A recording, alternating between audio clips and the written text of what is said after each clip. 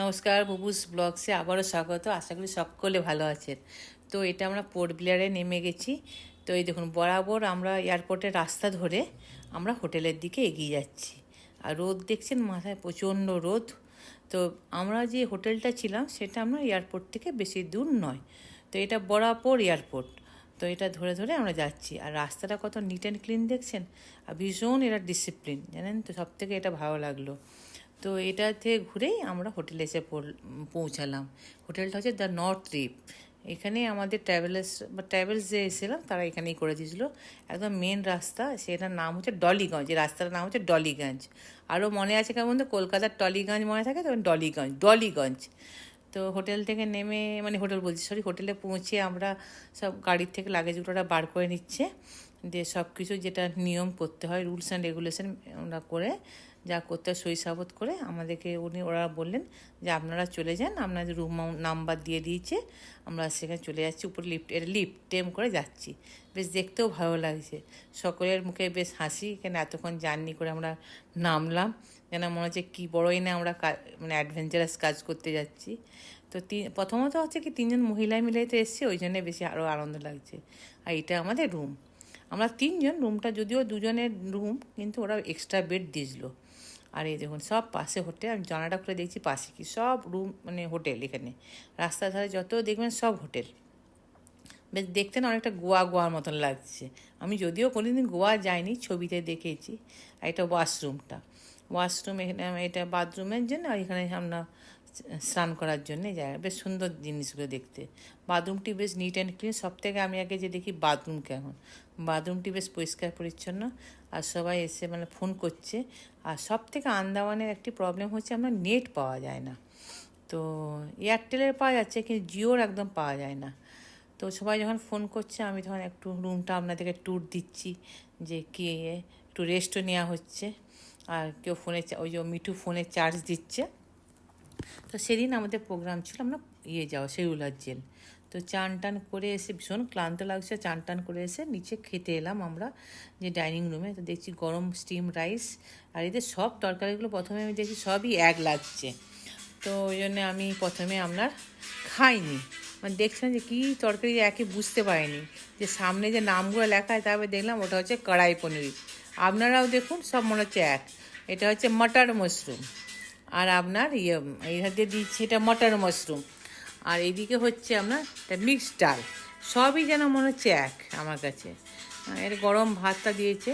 তো আমাদের যেহেতু লাঞ্চ করা ছিল না, তো আমি জিজ্ঞেস করলাম এখান থেকে লাঞ্চ নিয়ে খাই তো কত লাগবে।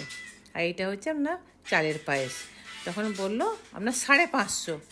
তখন আমি মনে মনে ভাবলাম যে এত টাকা দিয়ে খাওয়ার থেকে, তার থেকে যদি আমি মেনু কার্ড থেকে দেখে খাই, তাতে কি অসুবিধা আছে? তখন বলছে হ্যাঁ, কেন, যেহেতু আমাদের লাঞ্চ করা নেই, লাঞ্চটা আমাদের কিনে খেতেই হবে। তো একজনের 550 নেওয়া কোনো যুক্তি নেই। তো ওই 550তে আমার তিনজনের খাওয়া হয়ে যাবে। আর এমনি আন্দামান একটু কিন্তু কস্টলি জায়গা।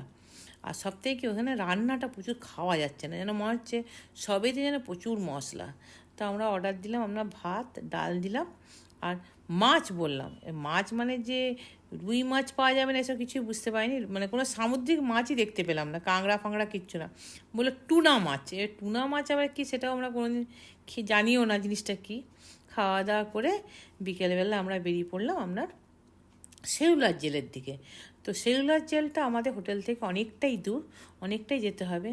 তো রাস্তা দিয়ে যাচ্ছি, দেখুন রাস্তাগুলো দেখুন কত গাছগাছালি।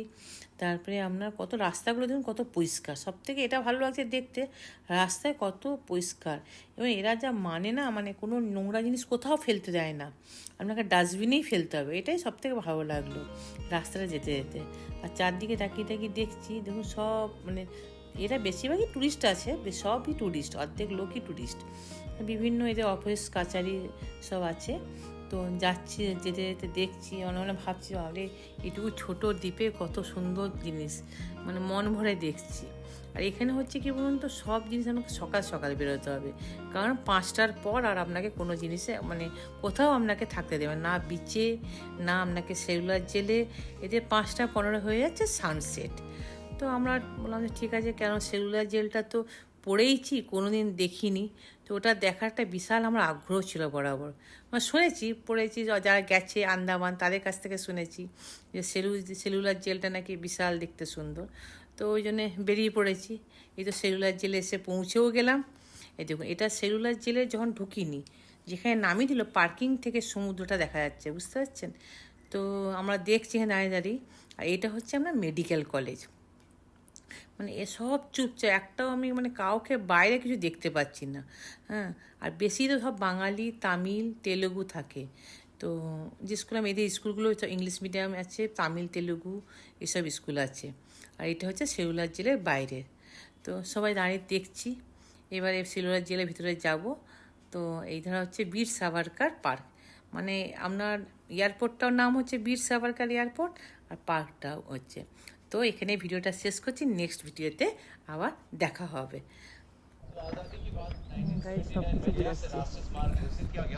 उस दौरान जो जीवित थे उनकी तस्वीर और केस हिस्ट्री के साथ वो गैलरी बनी है और इसके बाद का एस्पेक्ट में यहाँ पे अपने पाएंगे दो मसाल डल रही है, स्वतंत्र जो वंदे मातरम जो दोनों में 48 सिलेंडर इस्तेमाल किया जाता है। इंडियन ऑयल स्पॉन्सर का जो उनके राइट बैक से आप देख पाएंगे जो व्हाइट कलर की प्लेटफॉर्म बने हैं, स्मारक है जो फर्स्ट वॉर ऑफ इंडिपेंडेंस से लेकर 1947 अंदर जितने भी स्वतंत्र सैलानी हमारे लिए जो शहीद हुए उन सब की यादगार में बनवाया गया स्मारक sign of sacrifice, sign of witness, jail की गवाह,